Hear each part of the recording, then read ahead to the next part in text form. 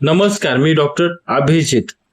तर आज नवीन वर्षाच्या पहिल्या शुक्रवारी आजपासून दर शुक्रवारी मिथ वर्सेस रियालिटी म्हणजे समज गैरसमज ही व्हिडिओ सिरीज आलेली आहे. आणि ह्या व्हिडिओ सिरीजच्या अंतर्गत मी दर शुक्रवारी मिथ वर्सेस रियालिटीचे व्हिडिओ बनवणार. तर आजच्या ह्या पहिल्या व्हिडिओमध्ये आपण केळी विषयी माहिती बघणार आहोत. तर केळी आपल्याला जर सर्दी असेल तर आपण केळी खावी की नाही, तर याविषयीचीच माहिती आजच्या व्हिडिओमध्ये आपण जाणून घेऊया. तर गैरसमज म्हणजेच मिथ्स. तर केळी आपल्याला जर सर्दी असेल तर आपण ह्या केळीचं सेवन नक्की करावं.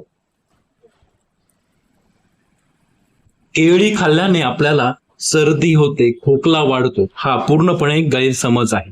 हिवाळ्यामध्ये केळी खाऊ नये हा सुद्धा पूर्णपणे गैरसमज आहे. केळी थंड असते हा सुद्धा निव्वळ गैरसमज आहे. यामागील सायंटिफिक रियालिटी बघूया. केळी खाल्ल्याने सर्दी होत नाही.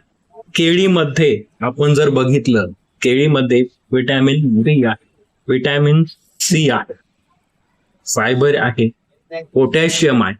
हे आपली रोग प्रतिकार शक्ती वाढवते आणि आपल्याला कोणतेही व्हायरल इन्फेक्शन असेल त्यापासून संरक्षण देते. तर आपल्याला जी सर्दी आणि खोकला झालेला असतो तो हिवाळ्यामधील थंड वातावरणामुळे त्या व्हायरल इन्फेक्शनमुळे होत असतो.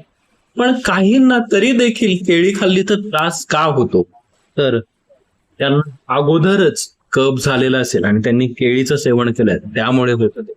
किंवा ही जी केळी आहे ही फ्रीज मध्ये ठेवली, ती थंड झाली, त्याचं सेवन केलं तर होतं.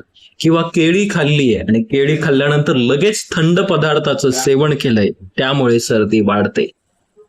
केळी खाल्ल्यानंतर थंड पाण्याचं सेवन झालेलं असेल किंवा दह्याचं सेवन जर केलेलं असेल त्याने सर्दी किंवा कफ वाढतो. सर्दी खोकला असेल तर पिकलेली केळी तुम्ही बिनधास्त खाऊ शकता. फक्त केळी खात असताना सकाळी आणि दुपारीच खा, रात्री केळीचं सेवन टाळा. आपल्याला जर केळीची ॲलर्जी असेल तर आपण केळी खाणं टाळा. लहान मुलांना तुम्ही केळी देऊ शकता तर बिनधास्त देऊ शकता.